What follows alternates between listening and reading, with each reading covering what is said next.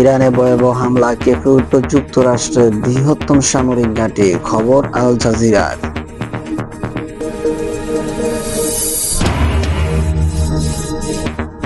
নির্দেশ না দেওয়া পর্যন্ত ইরানে হামলা অব্যাহত থাকবে, মন্তব্য ট্রাম্পের। খবর আল জাজিরার।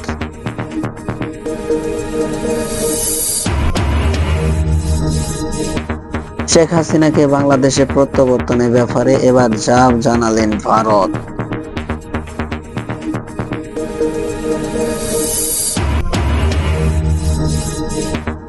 ক্ষমতায় যাওয়ার হাতিয়ার হিসেবে জুলাইকে ব্যবহার করতে দেবে না, মন্তব্য মির্জা ফখরুলের।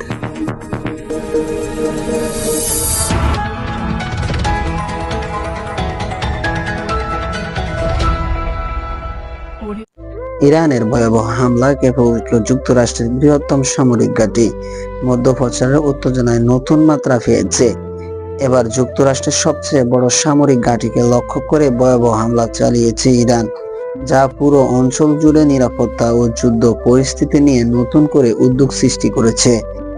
এই হামলার পর ওয়াশিংটনের সম্ভাব্য প্রক্রিয়া, আঞ্চলিক শান্তিগুলোর অবস্থান এবং সংঘাত আরও বিস্তর হওয়ার আশঙ্কা নিয়ে আন্তর্জাতিক মহলে গুরুত্বপূর্ণ হয়ে তীব্র আলোচনা। ইরানের দাবি, কাতারে অবস্থিত মধ্যপ্রাচ্যের সবচেয়ে বড় মার্কিন ঘাঁটি ক্ষেপণাস্ত্র দিয়ে ভয়াবহ এই হামলা চালানো হয়। এতে ঘাঁটির সামরিক অবকাঠামো বড় ধরনের ক্ষতিগ্রস্তর আশঙ্কা হচ্ছে।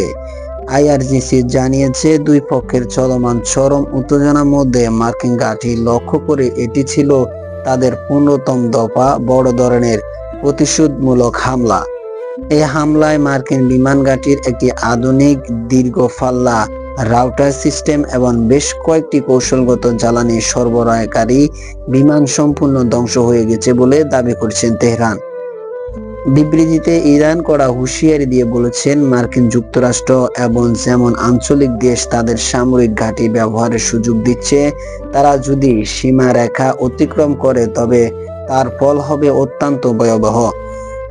বিশেষ করে সাধারণ মানুষ ও বেসামরিক স্থাপনায় যদি কোনো ধরনের হামলা চালানো হয়, তবে সংশ্লিষ্ট দেশগুলোকে এর জন্য চরম খেসারত দিতে হবে। তেহরান আরও জানিয়েছে, মার্কিন সামরিক তৎপরতা অনবরত না হলে তারা আরও কঠোর ধ্বংসস্তূপের পাল্টা জবাব দেওয়ার প্রস্তুতি নিয়ে রেখেছে। ইরানের সামরিক কর্মকর্তারা দাবি করেছে, তাদের পরবর্তী পদক্ষেপ এমন হবে যা ইতিহাসের পাতায় দীর্ঘকাল লেখা থাকবে।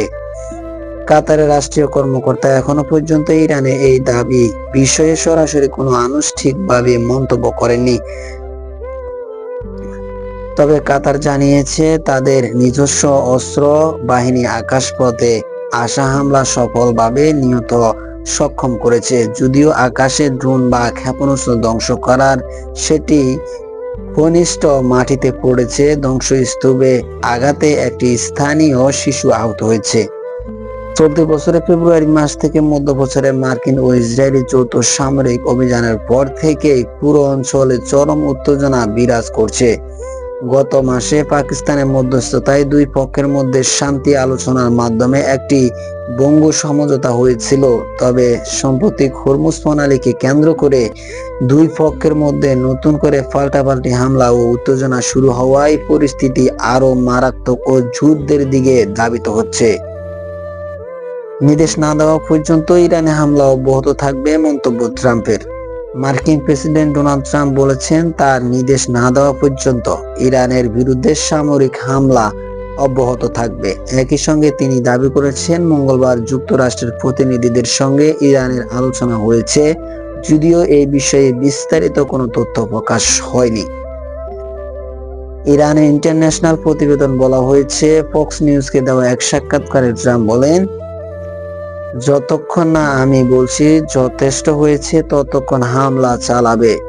জ্বালানি অবকাঠামোতে হামলা আমরা সবার শেষে চালাবো। তিনি আরো বলেন, আমরা তাদের সব বিদ্যুৎ কেন্দ্রে অচল করে দেব। তারা আলোচনার টেবিলে না আসা পর্যন্ত তাদের সব সেতু ধ্বংস করে দেব।